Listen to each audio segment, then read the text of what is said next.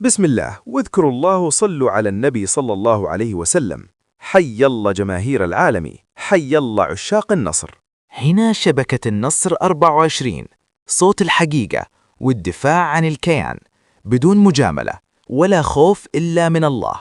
قناتكم انوجدت عشان النصر وعشان نوقف ضد أي ظلم ونقول الحق مثل ما هو. دعمكم يفرق، اشتركوا في القناة وفعلوا الجرس وانتسبوا معنا عشان نطور المحتوى ونقوي صوت العالمي. النصر كبير بجماهيره ومعكم نكمل المشوار.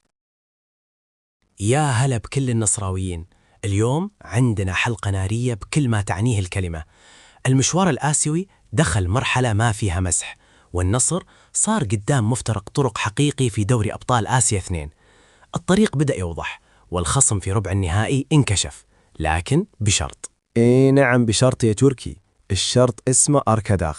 النصر لازم يخلص المهمة اليوم في الإياب بدور ال16، وبعدها بيكون الموعد مع الوصل الإماراتي في ربع النهائي. مواجهة خليجية ثقيلة ما فيها مجاملات والكل ينتظرها، لكن أولا لازم نعدي العقبة التركمانية. خلنا نتكلم بصراحة، النصر داخل المباراة وهو متقدم من الذهاب بهدف عبد الله الحمدان. فوز مهم خارج الأرض واللي يعطي أفضلية لكن ما يعطي أمان كامل. هدف واحد في البطولات القارية ما يطمن، خصوصا إذا الفريق ما دخل المباراة بتركيز عالي. صحيح، وأهم نقطة اليوم أن الجهاز الفني بقيادة خورخي خيسوس يدرك أن التأهل ما هو مجرد عبور، هو بداية مرحلة الحسم الحقيقي. لأن لو تأهلنا بنصطدم بالوصل، وفريق مثل الوصل قاعد يقدم مستويات قوية في البطولة، فريق منظم سريع في التحول وعنده حلول هجومية واضحة. لكن خلنا نرجع لمواجهة اليوم. في غيابات مؤثرة أبرزها كريستيانو رونالدو، والغياب هذا بقرار فني. كثير من الجماهير تساءلت ليه؟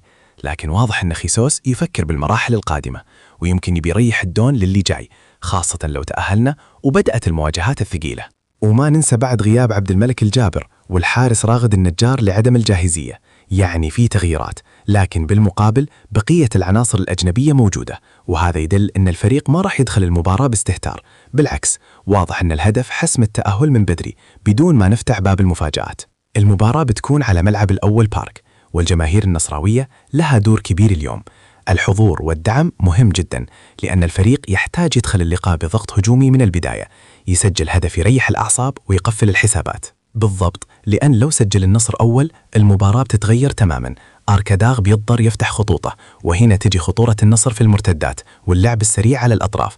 لكن لو تأخر التسجيل التوتر ممكن يدخل، وهنا تبدأ الحسابات المعقدة. خلنا نتخيل السيناريو الجميل، النصر يتأهل ونضرب موعد مع الوصل في ربع النهائي، مواجهة خليجية بنكهة خاصة، صراع تكتيكي ومدرجات مشتعلة. هذا النوع من المباريات اللي يثبت فيها الكبير شخصيته القارية. وأنا أشوف أن النصر عنده كل المقومات يوصل بعيد، عنده خبرة، عنده أسماء، وعنده طموح جماهيري ضخم. البطولة هذه فرصة حقيقية نرجع فيها الهيبة القارية ونثبت أن العالمي ما يشارك إلا وهو ناوي على الكاس. موعد المباراة الليلة الساعة 9:15 بتوقيت مكة و8:15 بتوقيت القاهرة، والنقل عبر شبكة BN Sports. كل العيون على الأول بارك وكل القلوب مع العالمي. ختاما يا تركي، الرسالة واضحة، لا مجال للتهاون، لا مجال للمفاجآت. نبي حسم مبكر، أداء مقنع، وتأهل يعلن أن النصر جاي بقوة في الأدوار القادمة. وإحنا كجمهور نقولها بثقة، الطريق إلى اللقب يبدأ من هنا. يا رب نفرح الليلة ونشوف العالمي يكمل مشواره بثبات نحو المنصة الآسيوية. يا ناصر، الموضوع اللي طلع اليوم عن جواو فيليكس قلب السوشيال ميديا فوق تحت. تسريب بند 50 مليون يورو المستحقة لتشيلسي في حال بيع اللاعب فجر نقاش كبير بين النصراويين، لكن الرد من الإدارة كان واضح وصريح. أي نعم يا تركي، الإدارة ما انتظرت كثير، القرار كان ناري، الإبقاء على جواو فيليكس الموسم الجاي، وهو آخر موسم في عقده الحالي، مع تحرك جاد للتفاوض على تمديد عقده لموسمين إضافيين. الهدف استمرار اللاعب مع العالمي إلى 2029 على الأقل. وهذا القرار فيه رسالة قوية. أولاً، الإدارة مقتنعة فنياً باللاعب بعد المستويات اللي قدمها من بداية الموسم. ثانياً، موضوع بند 50 مليون يورو ما راح يكون مؤثر إذا اللاعب استمر وما انباع. يعني بدل ما يكون البند مصدر قلق، الإدارة حولته لنقطة غير مؤثرة بالاستقرار الفني. ولا ننسى إن خورخي خيسوس أوصى من قبل ببقاء جواو فيليكس، خصوصاً بعد ما ظهر اهتمام أوروبي فيه. المدرب شايف إن اللاعب عنصر مهم في مشروع الفريق، سواء من ناحية صناعة اللعب أو الحلول الفردية في الثلث الأخير. خلني أقولها بصراحة، لما تتمسك بلاعب رغم وجود عروض أوروبية، هذا يدل إنك تبني مشروع مو موسم واحد. النصر واضح إنه يفكر بالاستمرارية مو مجرد صفقات مؤقتة. تمديد عقد جواو فيليكس بيعطي استقرار فني ورسالة إن العالمي ما يفرط بنجومه بسهولة. وأنا أشوف إن الإعلان المبكر عن نية الإبقاء عليه خطوة ذكية، لأن أي كلام عن بيع أو بند سري ممكن يخلق بلبلة داخل الفريق. الحسم الإداري يريح اللعب، يريح الجماهير ويقفل باب الشائعات. نروح للجانب الثاني من الأخبار. مدرب أركاداغ ميرجن أورازوف طلع بتصريحات مثيرة قبل المواجهة. الرجل قالها بوضوح: ما نركز على رونالدو، نركز على النصر كفريق.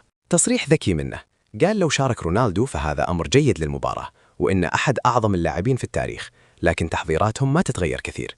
يعني الرسالة أنهم جايين بخطة جماعية، مو خايفين من اسم واحد. وكمان وضح أنهم وصلوا الرياض بدري لأن الدوري عندهم ما بدأ، واستغلوا الفرصة للتأقلم مع الأجواء والتعافي من السفر. عندهم إصابتين طويلتي الأمد وبعض الإصابات الطفيفة، لكن التشكيلة تقريبا نفسها مثل مباراة الذهاب. أعجبني كلامه لما قال إن مواجهة النصر زادت من شهرة فريقه والبطولة. هذا دليل على حجم النصر وتأثيرها القاري. أي فريق يواجه العالمي يعرف إن الأضواء بتكون عليه. الخلاصة يا ناصر، من جهة إدارة تحسم ملف جواو فيليكس بقرار قوي واستراتيجي، ومن جهة خصم يحاول يظهر بثقة قبل المواجهة. المرحلة الجاية حساسة جدا سواء إداريا أو فنيا. والرسالة الأخيرة لكل نصراوي: الاستقرار أهم من أي شيء. إذا استقر الفريق إداريا وفنيا، الطريق للألقاب يصير أوضح، واللي جاي يحتاج تركيز داخل الملعب وخارجه. نترقب الأحداث القادمة سواء في ملف التجديد أو في المواجهة القارية. يا ناصر، التغيرات الإدارية بدأت تضرب بقوة داخل البيت النصراوي. اليوم رسمياً تم قبول استقالة محمد السكيت وتعيين شاذلي أبكر مديراً عاماً لقطاع الحوكمة والمخاطر والالتزام. خطوة واضحة أن النادي قاعد يعيد ترتيب أوراقه داخلياً. صحيح يا تركي، واللي وصلنا أن الفترة الماضية شهدت اختلافات في وجهات النظر بين سكيت والإدارة الرياضية، وهذا الشيء أثر على دوره وقل ظهوره. واضح أن في توجه جديد داخل الشركة لإعادة هيكلة العمل الإداري وتعزيز ملف الحوكمة بشكل أقوى. وهذا النوع من القرارات ما يجي فجأة. لما نشوف حزمة تغيرات إدارية كاملة، نفهم أن في مشروع تنظيمي قاعد يتشكل. قبول الاستقالة ما كان مجرد إجراء عادي، بل جزء من خطة لإعادة ضبط الهيكل الإداري وضمان وضوح الصلاحيات وتقليل أي تضارب مستقبلي. وأنا أشوف أن التركيز على الحوكمة والمخاطر والالتزام يعكس عقلية احترافية. النادي اليوم مو بس فريق كرة قدم، هو شركة كبرى تدير استثمارات وعقود ضخمة، ولازم يكون عندها أنظمة واضحة تحميها مالياً وتنظيمياً. وهذا الكلام يقودنا للخبر اللي يوضح الصورة أكثر.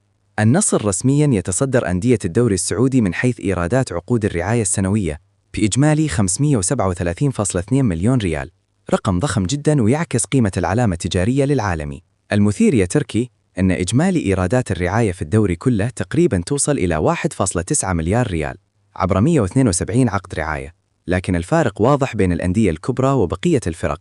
في فجوة استثمارية كبيرة، والنصر ضمن الأربعة الكبار اللي يستحوذون على النصيب الأكبر. والأهم من الرقم الإجمالي، متوسط قيمة العقد الواحد في النصر يصل إلى 9.67 مليون دولار تقريباً لكل عقد، بينما في الهلال رغم امتلاكه 28 راعياً، متوسط العقد عنده حوالي 4.21 مليون دولار. هنا نشوف اختلاف الاستراتيجية. النصر يركز على عقود أقل عدداً لكن بقيمة أعلى، وهذا يعكس قوة التفاوض وقيمة السوق. لما الراعي يدفع رقم أعلى في العقد الواحد، هذا معناه أن العلامة التجارية للنادي جاذبة ومؤثرة جماهيرياً وإعلامياً. النصر قاعد يستثمر في اسمه وتاريخه وحضوره العالمي. وبرضو لازم نقول أن وجود استقرار إداري وملف حوكمة منظم يساعد في جذب الرعاة. الشركات الكبرى تدور على بيئة مستقرة وواضحة مالياً، لذلك التغيرات الإدارية اللي شفناها اليوم مرتبطة بشكل غير مباشر بالقفزة الاستثمارية. الخلاصة يا تركي، النصر اليوم يتحرك في مسارين متوازيين: إعادة ترتيب البيت الداخلي إدارياً وتعزيز القوة المالية خارجياً. إذا استمرت المعادلة بهذا الشكل، الفريق بيكون عنده أرضية صلبة تنافس محلياً وآسيوياً لسنوات. وإحنا كجمهور نراقب المرحلة هذه بعين الطموح، لأن الأندية الكبيرة ما تقاس فقط بالبطولات، بل بإدارتها واستثماراتها وقدرتها على الاستدامة. والنصر واضح أنه يبني لمستقبل طويل. في الختام، اذكروا الله وصلوا على النبي صلى الله عليه وسلم، ولا تنسون دعم قناتكم شبكة النصر 24. لايك، اشتراك وانتساب. دعمكم هو اللي يخلي صوت العالمي عالي ويقوي دفاعنا عن النصر. احنا مع النصر في كل وقت، نقول الحقيقة وما نخاف إلا من الله. العالمي كبير بجماهيره، ونلتقيكم قريب بإذن الله.